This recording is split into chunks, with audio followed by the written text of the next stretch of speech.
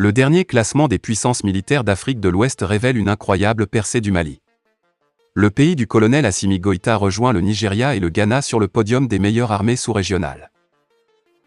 Salut les amis et bienvenue sur NJTV. N'oubliez pas de vous abonner et d'activer la cloche de notification. Le partenariat Russie-Mali propulse Bamako sur le podium. L'armée malienne traînait l'image d'une armée misérable en Afrique. La percée des terroristes en République du Mali, un des plus grands pays d'Afrique, plus vaste d'Afrique de l'Ouest avec 1 241 238 km², témoignait de la faiblesse des FAMA. C'est désormais un souvenir ancien et très lointain dans les esprits grâce à la coopération russo-malienne. En effet, malgré la guerre russo-ukrainienne, le pays de Vladimir Poutine n'a cessé de doter en armes lourdes le Mali. Ce sont des aéronefs, des chars, véhicules blindés, munitions et plusieurs armes de guerre qui sont livrées aux troupes maliennes de façon régulière. Grâce à cette donation en armement, les hommes du colonel Assimi Goïta ont inversé le rapport de force sur le théâtre des opérations face aux groupes terroristes. Alors qu'ils poussaient les soldats maliens à déserter certains de leurs camps militaires, les terroristes sont aujourd'hui en débandade. Ils sont désormais traqués jusque dans leurs sanctuaires qu'ils désertent lors de chaque corps à corps avec les FAMA. Puissance militaire d'Afrique de l'Ouest, le Mali taille patron. En effet, le dernier classement de Global Firepower 2022 sur les armées les plus puissantes au monde montre une nouvelle réalité. Dorénavant, pour trouver la place de Bamako dans le classement des puissances militaires d'Afrique et même dans celui des armées du monde, il faudra changer d'habitude. Le Mali n'est en effet plus le petit dernier qu'il était ces dernières années. Il a réalisé un véritable exploit en quelques mois seulement en se hissant à une honorable place qui fait de lui un géant d'Afrique de l'Ouest. Avec un score PWR1 de 2,3829, un score de 0,0000 est considéré comme « parfait », Bamako est devenu la troisième meilleure armée d'Afrique de l'Ouest avec sa 100e place dans le classement mondial.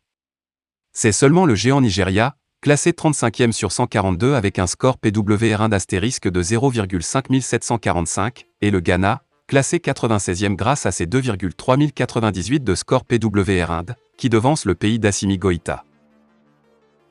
Simplement, le Mali est devenu grâce à son partenariat avec la Russie une des trois plus grandes puissances militaires d'Afrique de l'Ouest devant la Côte d'Ivoire qui se classe à la 112e place avec un score PWR1 d'astérisque de 2,7392.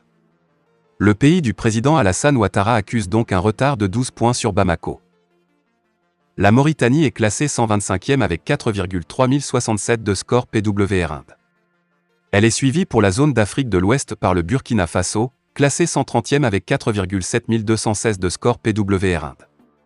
Le Sénégal, beaucoup trop faible militairement, est absent des 142 pays inclus dans le classement 2022. Comment détermine-t-on le classement des puissances militaires? La liste GFP utilise plus de 50 facteurs dans sa formule interne pour déterminer le score de l'indice de puissance de l'armée d'un pays donné. Cela fournit le classement final tout en permettant aux nations plus petites et plus avancées sur le plan technologique de rivaliser avec les plus grandes et les moins développées. Certains bonus et pénalités sont ajoutés pour le raffinement qui, en fin de compte, présente un regard impartial sur la force militaire conventionnelle potentielle d'une puissance mondiale. Les flèches de couleur indiquent la comparaison des tendances d'une année à l'autre, augmentation, stabilité, déclin. Au total, 36 pays sont inclus dans l'examen annuel de la défense de la force militaire africaine, 2022. Classement des puissances militaires dans le monde. Sans surprise, les États-Unis sont la plus grande puissance militaire au monde.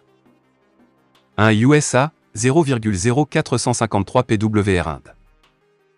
2 Russie, 0,0501 PWR1. 3 Chine, 0,0511 PWR1. 4 Vidande, 0,0511 PWR1. 5 Japon 5e, 0,95 PWR1. 6 Corée du Sud, 0,1261 PWR1. 7 La France, 0,1283 PWR1. 8 Royaume-Uni, 0,1382 PWR1. 9 Pakistan, 0,1572 PWR1. Notre pays tourne désormais le dos au contrat de concession minière au profit de celui de partage de production, notamment pour ce qui est de l'exploitation pétrolière, gazière ou d'hydrogène dans notre sous-sol. Le taux de partage sera de 20 à 40% pour l'État. C'est un conseil de cabinet, tenu ce vendredi 15 juillet 2022 à la primature, sous la présidence du Premier ministre, chef du gouvernement qui a pris la décision historique. À l'issue de cette rencontre, les membres du gouvernement ont essentiellement planché sur l'examen de trois projet portant approbation de contrats de partage de production entre le gouvernement de la République du Mali et des sociétés privées maliennes pour la recherche, l'exploitation et le transport des hydrocarbures au Mali, ceci dans le cadre des nouvelles dispositions en vigueur.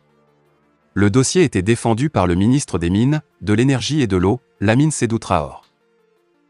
L'innovation majeure dans ce dossier est le contrat de partage de production, CPP, qui est différent du contrat de concession, CC, que notre pays signait habituellement avec les sociétés.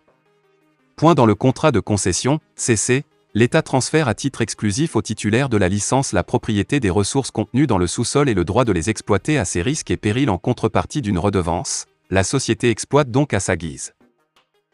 Dans le contrat de partage de production, CPP, l'État reste propriétaire des ressources dans le sous-sol. Le titulaire, c'est-à-dire la société, engage des dépenses en travaux d'exploration, de développement et de production. Il est remboursé de ces dépenses par une partie de la production et le reste de la production est reparti entre l'État et le titulaire. Pour le cas du Mali, l'État détient 20% de participation gratuite dans le capital et perçoit 15% de la production sous forme de taxe appelée redevance ad valorem. Ensuite, lorsque la société devient bénéficiaire, c'est-à-dire lorsqu'elle fait des bénéfices, la production est partagée entre l'État et la société. La part de l'État dans ce cas varie entre 20% et 40%. Selon le ministre des Mines, de l'Énergie et de l'Eau, Lamine Sédou Traoré, depuis l'éclatement de la crise en 2012, notre pays n'a signé un seul contrat de recherche, toutes les sociétés étrangères s'étant retirées prétextant l'insécurité. Malgré une réforme de la loi pétrolière en 2015 pour attirer les investisseurs, rien n'y fit. Aussi, dans le cadre de la relance du secteur pétrolier, le gouvernement de transition, à la suite de la rectification, a procédé à la relecture de la loi pétrolière encore et à l'adoption de son décret d'application ainsi que le contrat type de partage en juin 2022. Selon le ministre Traoré, cette réforme a commencé à porter ses fruits à travers 3 manifestations d'intérêt de 3 sociétés maliennes. Au sortir du conseil de cabinet, le ministre Lamine Sédou Traoré a expliqué que notre pays a prévu 2 options pour ce faire. La première consiste à faire payer les sociétés une redevance sur leur chiffre d'affaires dès l'exploitation du pétrole, du gaz ou de l'hydrogène. Le plafond exigé par la loi est de 15%, a-t-il précisé. Déjà, le gouvernement est parvenu à faire accepter à tous les investisseurs que cela soit le taux plafond applicable. En outre, l'État a décidé de ne plus évoluer dans le contrat de concession mais plutôt celui de partage de production. Le taux de partage va de 20 à 40% pour l'État, rassure Lamine Sédou Traoré. Fin de la vidéo, merci pour votre attention.